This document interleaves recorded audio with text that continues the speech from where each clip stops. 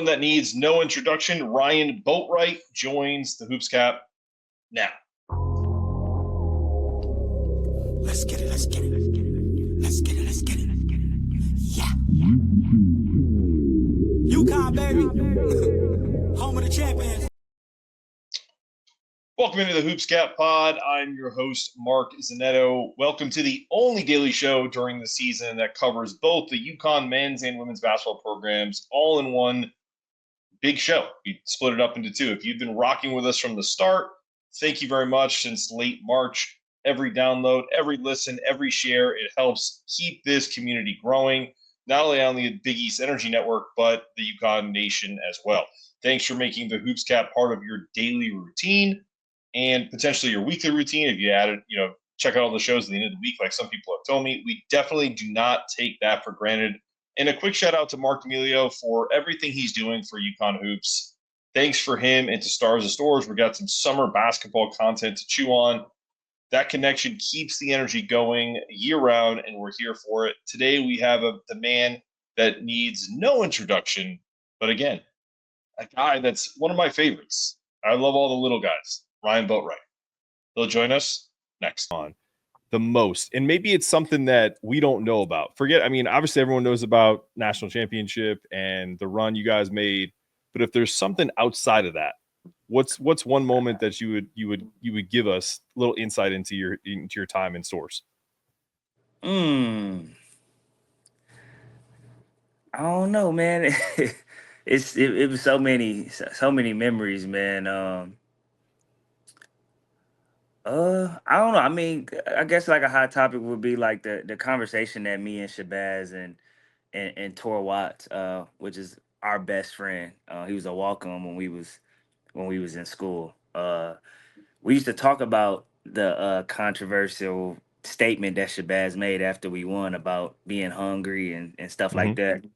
And when we made it to the Final Four, or after we beat Florida the night before, Baz was like, "Yo, if we win tomorrow, I'm gonna say something." And we was talking trash. So you ain't gonna say nothing. You scared. So that's always funny because people think he just said that like just randomly. But we used to talk about it all the time. Like, this ain't right, bro. Like, this is ridiculous that we this broke and this hungry, and we winning these big time games, and everybody else is getting paid but us. Well, let me ask you a question. This is off the cuff. I didn't even put this in the queue.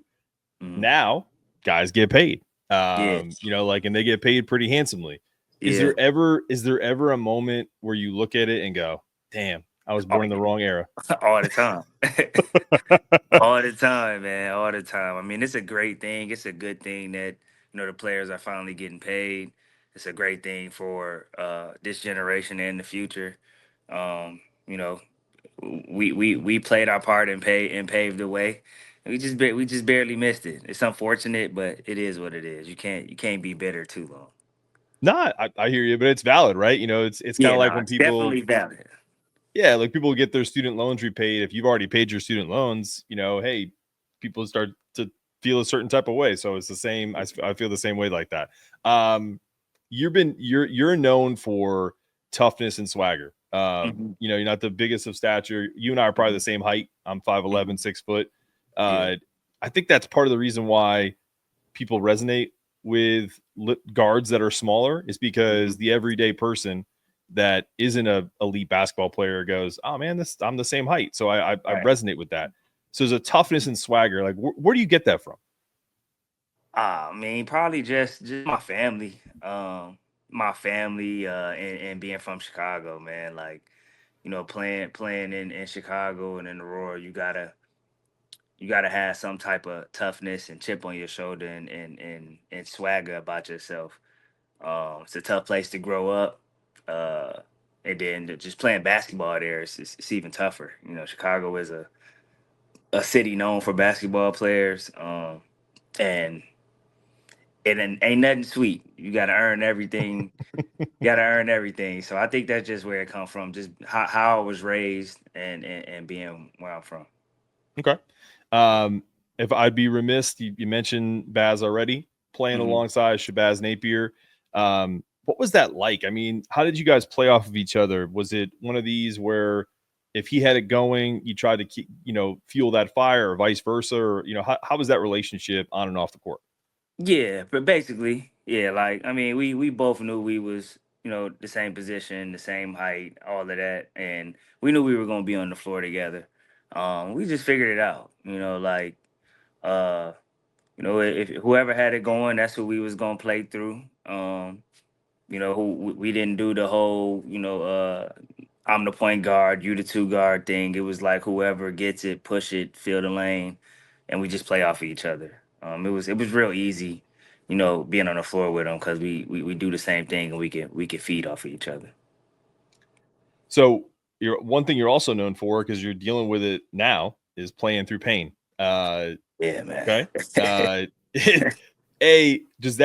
Do you go back to Chicago roots and kind of just being like, hey, I'm tough and I've been through this before? Do you have to trick yourself mentally to get through it? Is there any I kind think of go ahead. I think it's like a mixture of a couple different things. Once again, going back to where I'm from, and being and how I was raised. Uh, my grandfather always told me never let them see you sweat. Never quit. My mom always told me never quit.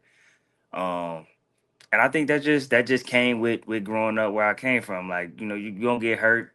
I didn't play in the gym until I was older, and trying to get into AAU basketball. I grew up playing at the parks. You know Yep. what I mean? So it was once I got in the gym, hitting the floor in the gym, it was nothing compared to hitting the ground at the park on the concrete. So I think it just all came in to wrapped up into one thing, all those different things, and just having a lot of heart, man, and pride in what you're doing, and not wanting to, you know, um, let your team down. I hear that. All right, let's talk about present day. We'll go back to UConn days and stuff like that. So obviously you're playing in the TBT. Mark D'Amelio and company put together this squad. You just hit 2 game winners back to back. No surprise to UConn fans. The game winner though, and I think you said this on the air, was eerily reminiscent to. I'm going to take you back. I got a video of it to this game. Going to do some tricky run at him with a Calhoun to win.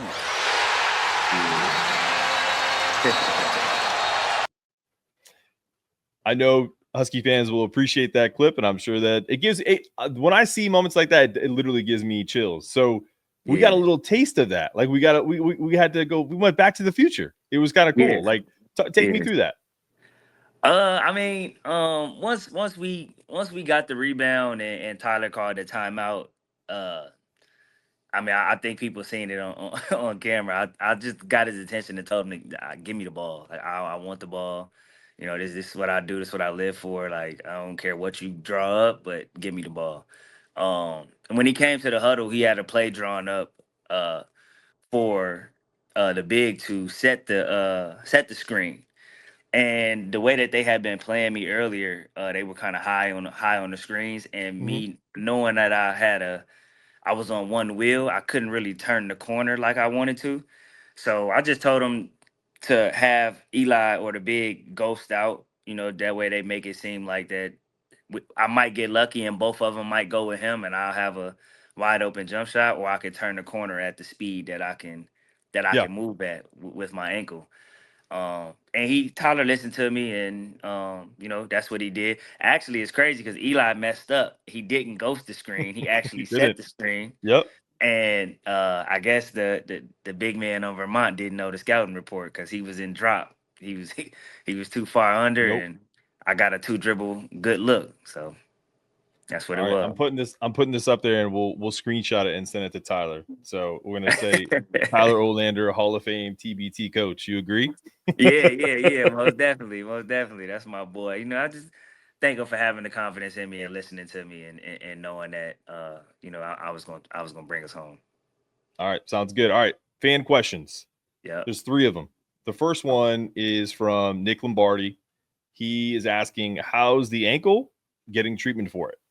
Yeah, man. I was up to 3:30, 4 o'clock in the morning last night, icing all night. Had my foot in the Gatorade bucket. That's all you can really do with an ankle sprain. Just try to ice it as much as you can, get the swelling out. I've been doing some PT exercises. I found a PT clinic out here in Syracuse that I went to earlier today, and I'm gonna go again in the morning before shoot around. So I'm doing everything I possibly can to give myself the best opportunity to be able to play on Wednesday. But it's just unfortunate that I had an ankle sprain and it's a 1-day turnaround. I get it. I don't have a name, but this is from Rocket Fuel. Mm-hmm. What is the greatest impact playing for UConn has had on your life, his life? Just I mean, I've had it growing up where I was from, but just giving you that sense of brotherhood and that sense of I don't want to say meaning, but just that representation of representing something bigger than yourself, and always repping the brand, and always having that brand connected to you. So you got to carry yourself the right way. But most importantly, man, is just getting a chance to meet my coaching staff and my teammates that I played with at UConn, and growing that brotherhood. And we all close to this day. And I think that's the most important thing, because it's a lifetime thing instead of a short time. Last one. This isn't even a question. This is basically a thank you from Scott, from the bottom of our hearts, for not only sticking with our program, but easily could have jumped ship, blessing us with our 4th NCAA title. So that's a thank you note from Scott, good dude over on Twitter. So just giving you a shout out there. Appreciate that, Scott. Thank you, dog. All right. So this is so you just mentioned the NCAA title. So I'm going to ask this question. Who do you still keep in touch with from the 2014 national title team? Shabazz and Tor Watts are my best friends. We talk every day, all day. He's actually coming down tomorrow, actually. Shabazz? Yeah. He'll be courtside. DeAndre Daniels is my brother. I talk to him all the time. We'll always be connected. I lost you there for a second.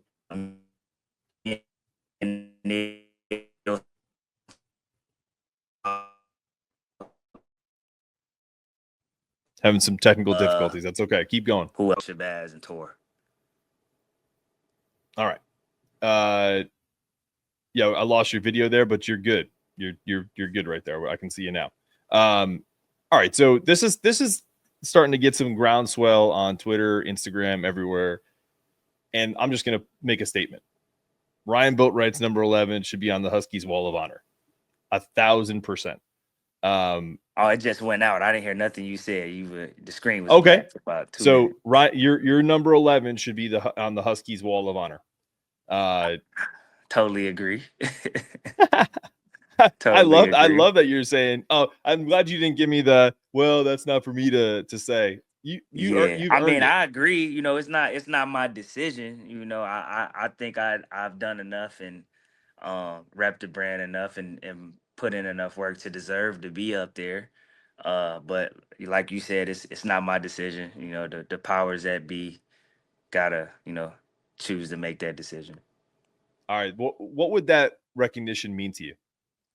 It would mean everything, man. And that's like the biggest recognition you could get from all the work and effort that you put into representing that brand outside of having your jersey retired at UConn or in the NBA. I don't think it gets any higher than that.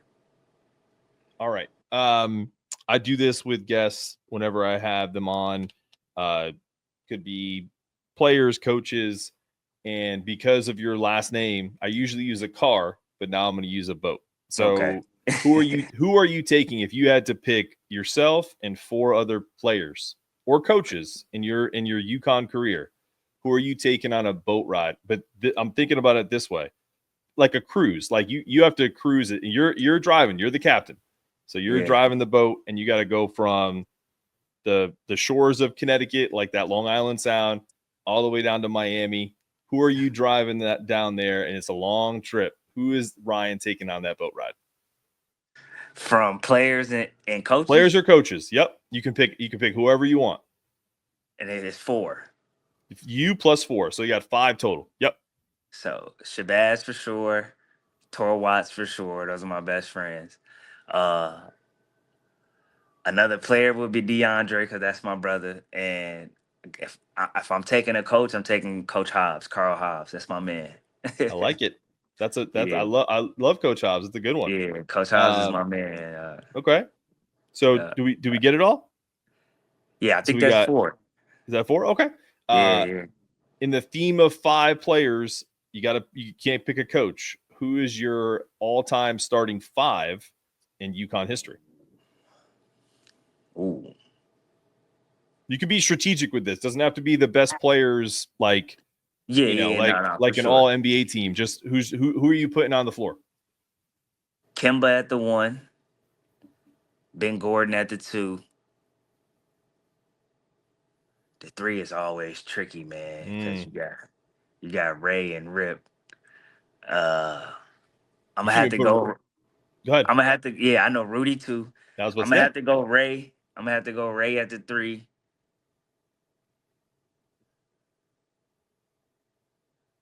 Rudy at the 4, and Emeka at the 5. It's a strong squad. Yeah, that's a strong squad. Nobody's beating them. No, that's a tough team. Yeah. All right, I got 2 more questions. Probably the 2 most important questions on the board. Okay. The first one is, if Dan Hurley called you tomorrow and said, "I need you to come to practice and give these young pups some work," how quickly are you on a flight? Oh yeah, I'll be there whenever the flight is. I'll be on that flight. I'll be there. Yeah, no, most definitely. I love it. Yeah. And because you're from Chicago, Yeah. and having lived in Connecticut for quite a bit of time, how serious we are about our pizza. Chicago pizza or Connecticut pizza? Oh, I ain't gonna lie, man. When it come to pizza, Connecticut got us on the pizza side. Chicago is known for the deep dish pizza. I'm not a fan. I'm not a fan of it. But Connecticut has some great food actually, but especially the pizza. I give them credit. If you had to, you don't have to endorse anybody, because there's staples, New Haven and West Haven and places, and there's Manchester spots. What was your favorite pizza spot in Connecticut that you went to? I actually can't remember the actual name, but both of the spots I had were definitely from New Haven. Okay. They were probably from Pepe's or Sally's, something like that. I think so, man. My girlfriend, my fiance, is from New Haven. Okay. So when I used to go down there to visit her at Hartford and go see her family, we would get pizza from out in New Haven. That's great. Well, listen, man, rest up. Go get some dinner with the guys. I really appreciate you guys for setting this up and jumping on the Hoops Cat Pod. Hey man, we'll be watching tomorrow. You got one last word for Husky Nation before I close it out? Nah, man, just thank you. I appreciate all the love and support throughout the years, and right now I appreciate you guys supporting Stars and Stores. Tune in tomorrow. Give us that support through the TV screen, and hopefully next year Mark told me that we're hosting next year for TBT next summer. So once that come out and that schedule come out, I appreciate everybody that will come out and support that as well. Absolutely. Well, that's Ryan Boatright. I'm Mark Zanetto. This is the Hoops Cat Pod. Another great episode. We'll check you next time. Let's get it. Let's get it. Let's get it. Let's get it. Yeah. UConn, baby. Home of the champion.